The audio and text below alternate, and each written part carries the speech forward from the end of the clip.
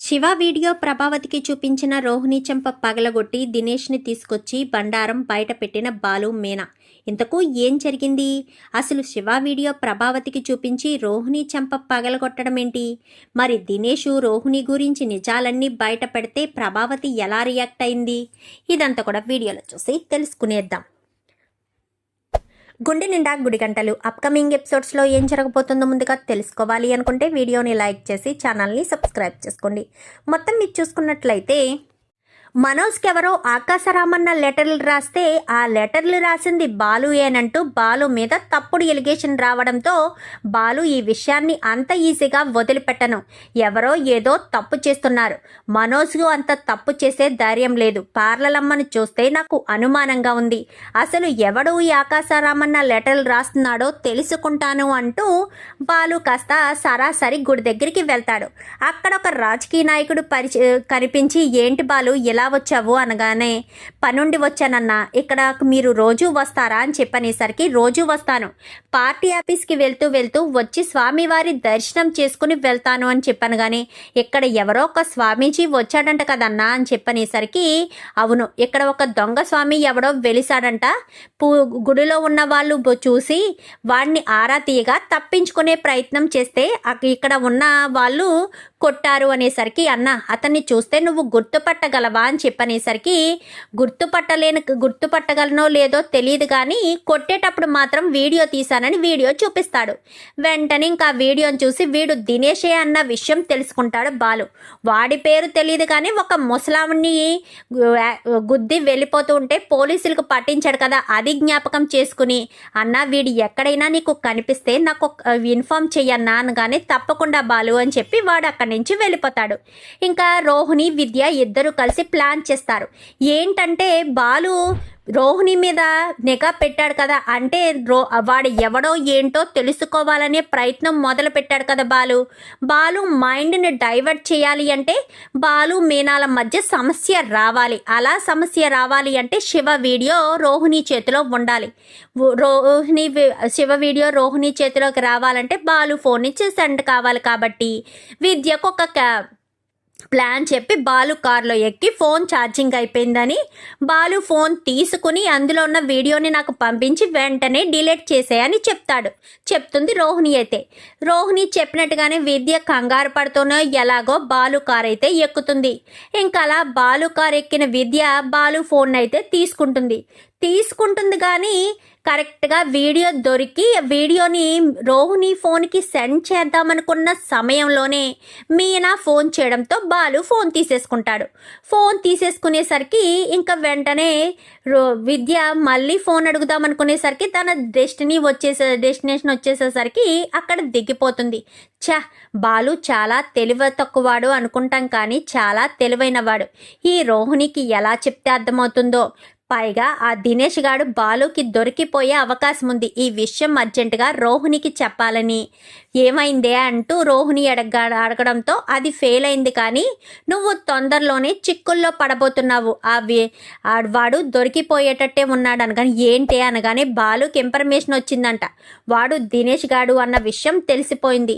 వాడిని పట్టుకుని ఉతికితే మాత్రం నీ బండారం మొత్తం బయట పడిపోతుంది అని చెప్పాను. కానీ ఏం మాట్లాడుతున్నావే, అలా జరగకూడదు, నాకు పెళ్ళయిందని కొడుకున్నాడని ఇవన్నీ అబద్ధాలు అన్న విషయం తెలిస్తే మా అత్త నన్ను మెడపట్టి బయటకు గెంటేస్తుంది, ఇంకా నాకు లైఫ్ ఉండదు అంటూ మాట్లాడేసరికి ఏమోనే బాబు నాకైతే ఏమీ తెలీదు, మరి ఏం చేస్తావో ఏంటో నీ ఇష్టమని చెప్పేసేసరికి సరే అని ఏదో ఒకటి చేసుకోవే, నన్ను మాత్రం ఇందులో ఇన్వాల్వ్ చేయకని విద్య కాస్త వెళ్ళిపోతుంది. ఇంకా రోహిణి ఖచ్చితంగా బాలు వర్ధన్ విషయంలో రియాక్ట్ కాకూడదంటే వీడియోని దొంగతనం చేయక తప్పదు అని ఆ రాత్రికి గట్టిగా ప్లాన్ చేస్తుంది. ఇంకా రోజు రాత్రి బాలు నిద్రపోతాడు. నిద్రపోయిన తర్వాత రోహిణి జాయిగా మంచం దిగి బయటికి వెళ్ళబోయేసరికి వీడు కలవరించడం మొదలు పెడతాడు మనోజ్. రోహిణి నన్ను వదిలి ఎక్కడికి వెళ్ళొద్దు రోహిణి, ప్లీజ్ రోహిణి నన్ను వదిలి ఎక్కడికి వెళ్ళొద్దు రోహిణి అంటూ పక్కన రోహిణి పడుకుంటుంది కదా, రోహిణి మీద చెయ్యేసుకుంటూ తడుముకుంటేసరికి రోహిణి కనిపించదు కదా. రోహిణి కంగారు పడుతుంది. ఇప్పుడు నేను ఇక్కడ పడుకుని ఉండకపోతే మనోజ్కి మెలకు వస్తుంది. అప్పుడు నేను కిందకు వెళ్ళి ఫోను దొంగతనం చేసి తీసుకుని ఆ వీడియోని సేకరించలేను. అందుకోసమనే ఇప్పుడు ఖచ్చితంగా నేను ఇక్కడే ఉండాలి అని మళ్ళీ పడుకుంటుంది మనోజ్ పక్కన. ఈ మనోజ్ ఇప్పుడే నిద్రలేవాలా, వీడికి నేను ఎన్నిసార్లు చెప్పాలో ఏంటో చిచ్చి అనుకుంటూ చిరాకు పడుతూనే మనోజ్ పక్కన పడుకుంటుంది. పడుకునేసరికి మళ్ళీ కొద్దిసేపటికి నిద్రలేస్తుంది. మళ్ళీ కొద్దిసేపటికి నిద్రలేసి జాయిగా మనోజ్ పక్కన ఒక పిల్లో పెట్టి స్లోగా తలుపు తీసి బయట కిందకి అడుగు వేసుకుంటూ వెళ్తుంది. బాలు మీనా ఇద్దరు పడుకుంటారు. బాలు తల పక్కన ఫోన్ పెట్టుకుంటాడు. ఈ ఫోన్లో ఉన్న వీడియోని కాస్త తీసుకోవాలి అని. ఇంకా రోహిణి జాయిగా అడుగు వేసుకుంటూ బాలు పక్కన పెట్టుకున్న ఫోన్ని కాస్త తీసుకుంటుంది. తీసుకుని అందులో ఉన్న వీడియోని వెతుకుతుంది. వీడియో కనిపించదు. కంగారులో అసలు ఏ విషయము టెన్షన్లో చేస్తే ఏది కనిపించదు కదా, సో వీడియో కూడా కనిపించదు. కనిపించకపోవడంతో వెతుకుతుంది. ఎంత వెతికినా వీడియో కనిపించదు. కనిపించకపోవడంతో ఏంటి వీడియో కనపడట్లేదు, టెన్షన్లో వెతకడం వల్ల కనిపించట్లేదా? Cool Rohini cool. బాలు మీనా పడుకున్నారు. ఇప్పుడు నీకు టైం చాలా తక్కువ ఉంది. టెన్షన్ పడకుండా వీడియో వెతుకు, ఖచ్చితంగా దొరుకుతుందని రోహిణి తన్ను తాను సముదాయించుకుని బాలు ఫోన్లో వీడియో వెతుకుతూ ఉండేసరికి కనిపిస్తుంది. కనిపించడంతో వెంటనే ఆ వీడియో చూస్తూ ఉండడం టైం వేస్ట్. వెంటనే వీడియోని తన మొబైల్కి సెండ్ చేస్తుంది. ఆ వీడియో లెంత్ ఎక్కువగా ఉండడంతో నెట్ సిగ్నల్ కూడా చాలా తక్కువ ఉండడంతో వీడియో రావడానికి టైం పడుతుంది. ఇదేంటి వీడియో సెండ్ కావట్లేదు, కొంపదీసి నేను వీడియో సెండ్ అవుతుంది కదా అని వెళ్ళిపోతే నా బాలు ఫోన్ నుంచి నా ఫోన్కి వీడియో పంపించిన విషయం బాలుకి తెలిసిపోతుంది. సో తెలియకుండా ఉండాలి అంటే ఖచ్చితంగా నేను ఇక్కడే వీడియో సెండ్ అయ్యే వరకు ఉండాలి అని అలాగే కొంచెంసేపు అక్కడే ఒక చాటుగా నిలబడి ఉంటుంది. చీకట్లో ఉండేసరికి వీడియో లాస్ట్కి వచ్చేసే వరకు ఉండి రావడంతో వెంటనే తన ఫోన్లో డౌన్లోడ్ పెట్టి బాలు ఫోన్లో డిలీట్ చేసేస్తుంది. అసలు తన చాటింగే ఏమీ ఉండకుండా వెంటనే డిలీట్ చేస్తుంది. డిలీట్ చేసి ఎక్కడుండే ఫోన్ను అక్కడ అలానే పెట్టేస్తుంది. అమ్మయ్య ఈ వీడియో వచ్చేసింది. అయినా ఆ గుణగాడికి నేను వీడియో ఎందుకు ఇవ్వాలి? గుణగాడికి ఇవ్వడం వల్ల నాకు వచ్చే ఉపయోగం ఏముంది? ఆ రోజు దినేష్ గాడిని కొట్టింది, పోలీసులకు అప్పగించింది గుణ అని నాకు అబద్ధం చెప్పాడు. ఇప్పుడు వాడు అబద్ధం చెప్పినందువల్ల ఈ దినేష్ గాడి విషయం కూడా తప్పించకపోతే వీడు ఖచ్చితంగా వీడియో గురించి అడుగుతాడు. వీడికి నేను తప్ప ఆప్షన్ లేదు. సో ఇది అడ్డు పెట్టుకుని దినేష్ గారిని ముందే పక్కకు తప్పించి ఆ తర్వాత వీడియో ఇవ్వాలని రోహిణి ఆ వీడియోనైతే తన దగ్గరే పెట్టుకుంటుంది. పెట్టుకునేసరికి ఇంకా మరుసటి రోజు గుణాకు ఫోన్ చేసి ఎక్కడున్నారు అని చెప్పాను, కానీ ఆఫీసులోనే ఉన్నాననేసరికి వస్తున్నానంటూ రోహిణి చెప్తుంది. ఇదేంటి వీడియో సెండ్ చేయకుండా వస్తున్నానని చెప్తుంది అని అనుకుని గుణ వెయిట్ చేస్తూ ఉంటాడు. వెళ్ళిన తర్వాత మీరు నాకు అబద్ధం చెప్పారు కదా, ఏ విషయంలో అబద్ధం చెప్పాను నేను? ఆ దినేష్ గారి విషయంలో మీరు అబద్ధం చెప్పారు. దినేష్ని పోలీసులకు అప్పగించింది మీరేనని చెప్పారు. కానీ ఆ రోజు బాలు కొట్టి పోలీసులకు అప్పగించాడంట. మీరు అది పోలీసులకు మీరే అప్పగించినట్టుగా నాకు అబద్ధం చెప్పారు. ఇప్పుడు దినేష్ విషయంలో కూడా మీరు ఇలానే చేస్తే ఖచ్చితంగా దినేష్ని మీరు కొడితేనే నేను వీడియో మీకు ఇస్తాను, లేదంటే వీడియో మీకు నేను ఇవ్వను అని చెప్పాను. కానీ ఇప్పుడు ఏంటి, ఇప్పుడు ఏం చెయ్యాలి అనగానే ముందు దినేష్ని మీరు నాకు అడ్డు తొలగించాలి, అప్పుడే నేను మీకు ఈ వీడియో పంపిస్తాను, లేదంటే వీడియో పంపించను అని కరాఖండిగా చెప్పేస్తుంది రోహిణి. అయితే చెప్పేసేసరికి లేదు, ఖచ్చితంగా అడ్డు తొలగిస్తానని, కానీ మీ మాట మీద నాకు నమ్మకం లేదు. రేపటి వరకు మీకు సమయం ఇస్తున్నాను. మీరు ఖచ్చితంగా వాడిని ఫినిష్ చేసిన తర్వాత అప్పుడు ఈ వీడియోని మీకు సెండ్ చేస్తాను అంటూ రోహిణి చెప్తుంది. చెప్పేసేసరికి సరే అని ఇంకా ఏదో ఒకటి చేసి వాడిని ఫినిష్ చేయాలని గుణ కాస్త అనుకుంటాడు. గుణ కాస్త అనుకునేసరికి బాలు కూడా దినేష్ గురించే కదా వెతుకుతున్నాడు. వాడు ఎక్కడున్నాడో ఏంటో కనుక్కోమని తన ఫ్రెండ్స్కి, అంటే డ్రైవర్ ఫ్రెండ్స్ అందరికీ కూడా ఫోటో ఫార్వర్డ్ చేసి గ్రూప్లో పెట్టి, వీడు ఎక్కడైనా కనిపిస్తే వీడు ఖచ్చితంగా నాకు అవసరం, వీడిని పట్టుకొని నాకు ఫోన్ చేయండి అంటూ గ్రూప్లో ఒక వాయిస్ మెసేజ్ని అయితే పెట్టేస్తాడు బాలు. అయితే ఇంకిక్కడ రోహిణి మీనా ఒక విషయంలో మనోజ్ని అస్తమాను అవమానిస్తూ ఉంటుంది.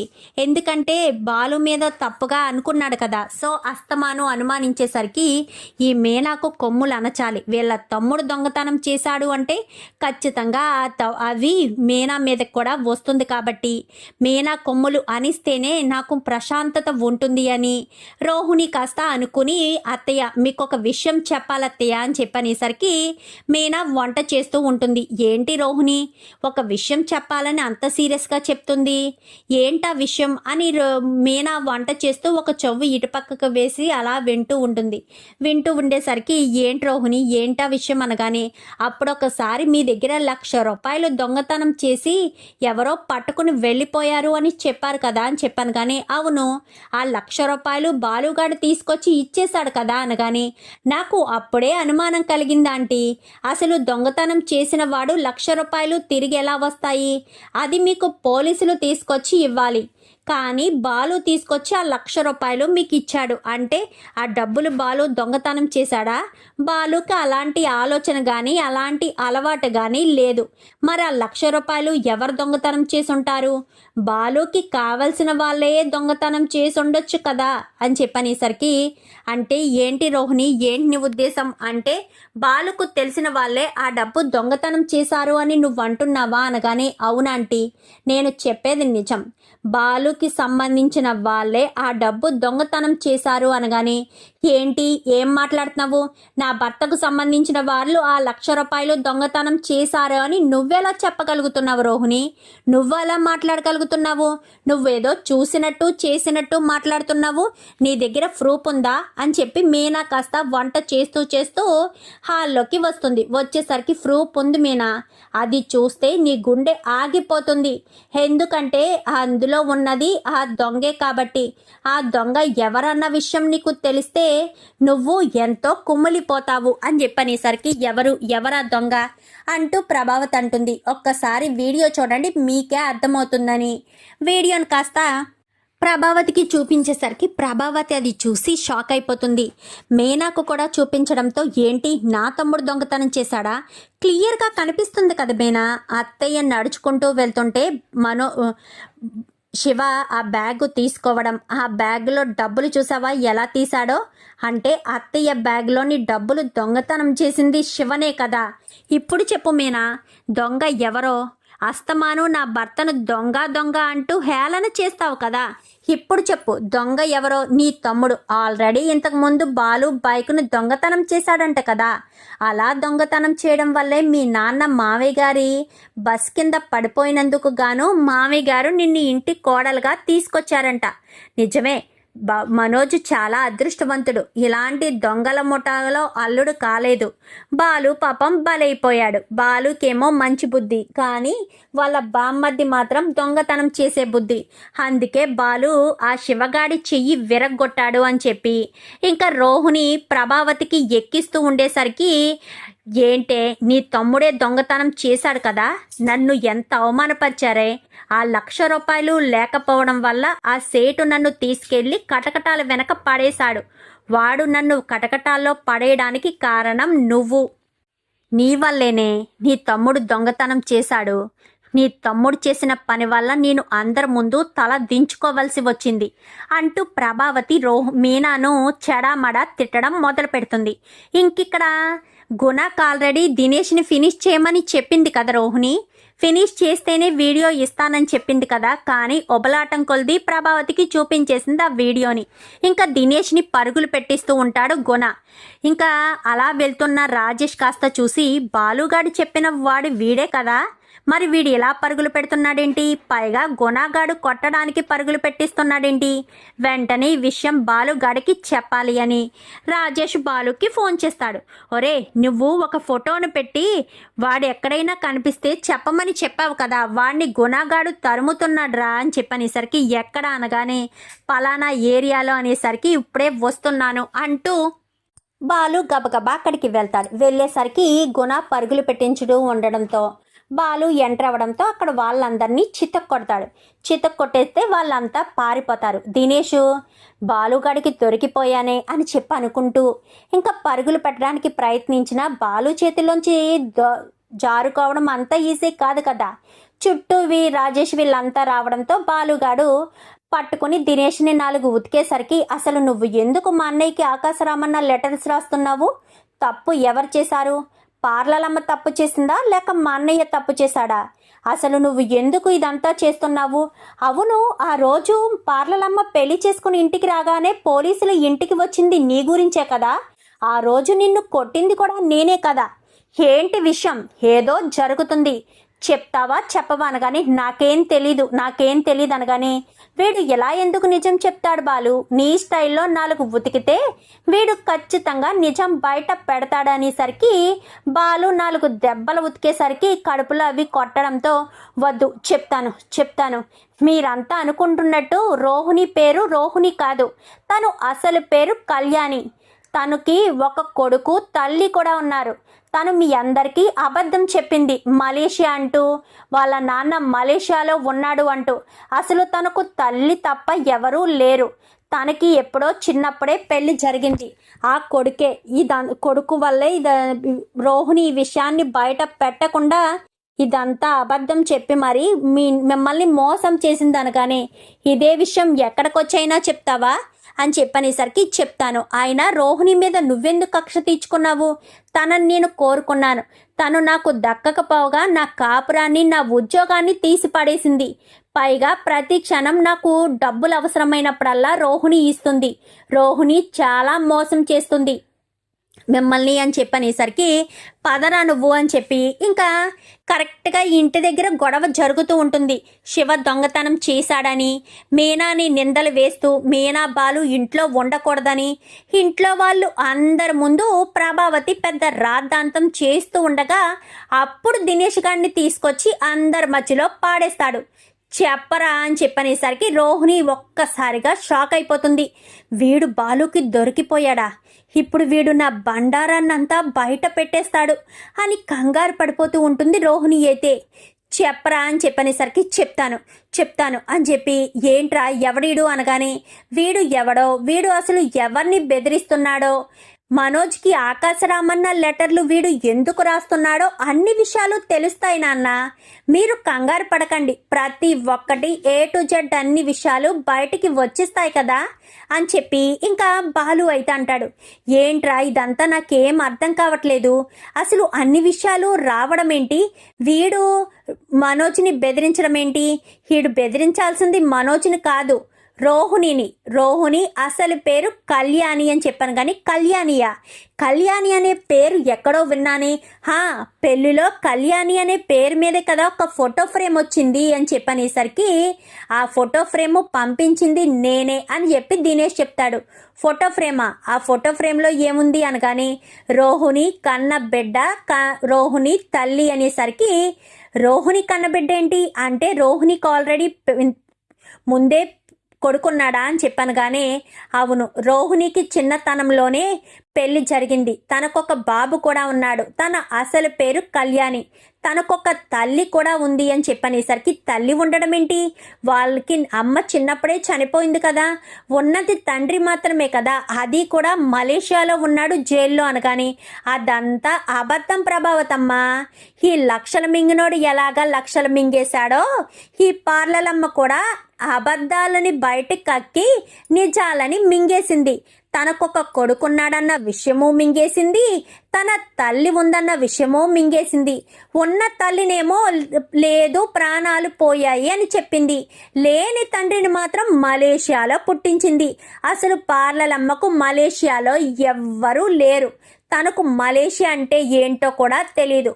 కేవలం తనకొక తల్లి కొడుకు మాత్రమే ఉన్నారు, అది ఎవరో తెలుసా అంటూ మాట్లాడేసరికి ఎవరు అనగానే మన ఇంటికి వస్తారే సుగుణమ్మ చింటూ, వాళ్ళే రోహిణి తల్లి రోహిణి కొడుకు అనేసరికి ఒక్కసారిగా షాక్ అయిపోతారు. అవునండి, మీరు వాళ్ళతో కలిసి ఉన్నప్పుడు నేను చూశాను, మీ దగ్గర నుంచి తీసుకువెళ్ళినప్పుడే వాళ్ళని ఫాలో అయ్యాను, అప్పుడే రోహిణి గురించి నాకు ఈ నిజాలన్నీ తెలిసాయి. అప్పటి నుంచి రోహిణిని బెదిరిస్తూ డబ్బులు తీసుకుంటున్నాను. ఈ రోజు కూడా రోహిణి పెట్టిన మనుషులే నా ప్రాణాలు తీయడానికి సిద్ధపడ్డారు. అదే సమయంలో బాలు వచ్చి నన్ను కాపాడి నిజం చెప్పమని నిలదీసేసరికి నిజాన్ని బయట పెట్టాను. రోహిణియే తప్పులు చేసింది, మోసాలు చేసింది. మీకు ఈ విషయం తెలియక రోహిణిని ఇంటి కోడలుగా చేసుకున్నారు అంటూ ఇంకా దినేష్ కాస్త మొత్తం విషయం చెప్పేసేసరికి రోహిణికి ఇంకా ఫ్యూజులు ఎగిరిపోతాయి. వీడు నా బండారాన్ని మొత్తం బయట పెట్టేశాడు, ఇప్పుడు నా పరిస్థితి ఏంటి? ఇంట్లో వాళ్ళెవరూ నన్ను నమ్మరు. నేనొక మోసం చేసిన దానిలా ఇంట్లో వాళ్ళ దృష్టిలో ఉండిపోతాను, నేనొక మోసగత్తిలా ఉండిపోతాను. చిచి, ఇలాంటి పరిస్థితి నాకు రావడం ఏంటో నాకు అర్థం కావట్లేదు అంటూ ఇంకా ఎంతగానో రోహిణి అయితే టెన్షన్ పడుతూ ఉంటుంది. టెన్షన్ పడుతూ ఉండేసరికి ఎందుకు అంతలా టెన్షన్ పడుతున్నావు అని చెప్పి మాట్లాడడంతో, ఎందుకంటే రోహిణి గురించి విషయాలన్నీ బయటకు వచ్చేసాయి కదా, రోహిణిని ఇంట్లో ఉంచరు అన్న విషయం రోహిణికి అర్థమైపోతుంది. సో రోహిణి టెన్షన్ పడుతూ ఉండగా, ఏంటి నిన్ను ఇంట్లోంచి మెడకబట్టి బయటకు గెంటేస్తానేమోనని కంగారు పడుతున్నావా? ఖచ్చితంగా అదే చేస్తాను. నిన్ను ఎంత నమ్మానే, పెళ్ళికి ఎవరూ రాకపోయినా, నీ తరపు ఆస్తులు అంతస్తులు ఏమీ తేకపోయినా నా కొడుకు భవిష్యత్తు బాగుంటుంది కదా అన్న ఉద్దేశంతో వెనక ముందు ఆలోచించకుండా నిన్ను నా ఇంటి కోడలుగా చేసుకున్నాను. అప్పుడే ఆలోచించాల్సింది, కన్న కూతురి పెళ్ళికి కూడా రానంత బిజీగా కన్న తండ్రి ఉంటాడా అని అప్పుడే ఆలోచన వచ్చుంటే ఈరోజు ఇంత వరకు వచ్చేది కాదు. అప్పుడే నీ పెళ్లి సంబంధం చెడిపోయి ఉండేది, అప్పుడే హ్యాపీగా ఉండేవాళ్ళమని చెప్పి మాట్లాడేసరికి అది కాదు మా అత్తయ్య గారు అని చెప్పాను. కానీ ఇంకేం చెప్పద్దు, నువ్వు చెప్పిన నిజాలు అబద్ధాలు అన్నీ చాలు. ఇప్పుడు నువ్వు ఏం చెప్పినా నేను వినే పరిస్థితిలో లేను. నువ్వు ఎంత మోసం చేశావో ఏం చేశావో అంతా కూడా నాకు తెలుసు అంటూ మాట్లాడేసరికి ఇంకా ఏం చేయాలో అర్థం కాదు మహాలక్ష్మికి. అయితే అర్థం కాని పరిస్థితిలో ఇంకా మహాలక్ష్మి టెన్షన్ పడుతూ రోహిణి టెన్షన్ పడుతూ ఉండగానే ప్రభావతి చెంప చెల్లుమనిపిస్తుంది.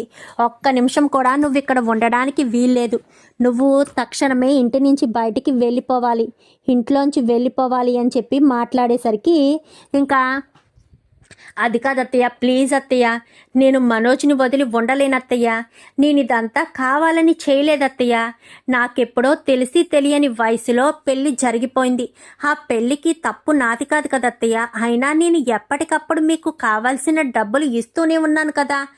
అయినా నాకు డౌటు, పార్లలమ్మకు శృతికి అనుమానం కలుగుతుంది. అవును, రోహిణి వాళ్ళ నాన్న మలేషియాలో లేనప్పుడు రోహిణికి 25 లక్షల రూపాయలు ఎక్కడి నుంచి వచ్చుంటాయి?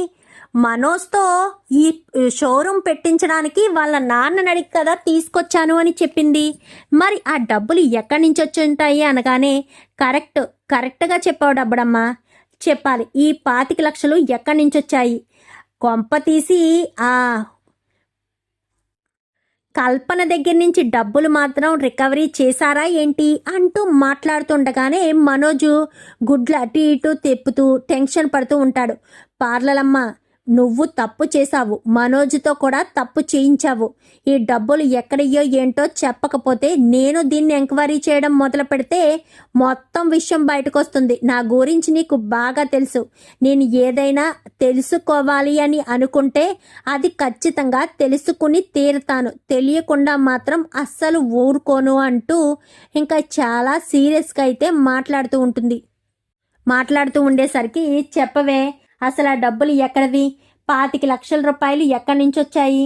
నువ్వు అప్పు చేస్తే అంత అప్పు నువ్వు చేయలేవు, ఆ 25 లక్షలు ఎక్కడవి అంటూ మాట్లాడేసరికి ఇంకా మనోజ్ అయితే టెన్షన్ పడుతూ ఉండడం చూసి ప్రభావతి చెంప చెల్లుమనిపిస్తుంది. ఇంకా మనోజ్ మొత్తం విషయం అంతా చెప్తాడు.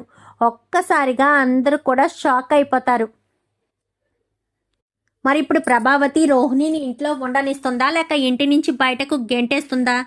చూద్దాం. మరి ఇదంతా కూడా రాబోయే ఎపిసోడ్స్లో. వీడియో నచ్చితే లైక్ చేసి ఛానల్ని సబ్స్క్రైబ్ చేసుకోండి. పక్కనే ఉన్న బెల్ సింబల్లో ఆల్ పై క్లిక్ చేయండి. Thank you for